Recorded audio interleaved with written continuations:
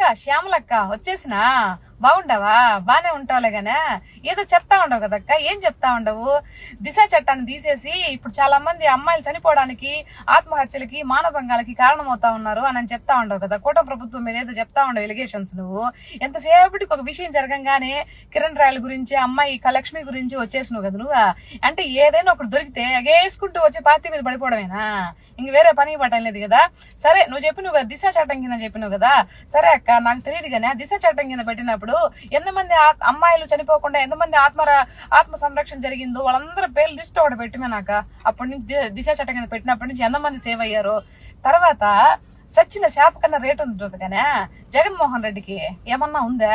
40% voting వేసి గెలిపిస్తే ప్రజల అసెంబ్లీలో పోయి మాట్లాడకుండా బయట కూర్చొని నేను కెమెరాలో మాట్లాడతాను, మీడియాలో మాట్లాడతాను, వాటికి సమాధానం చెప్పండి అంటున్నారే.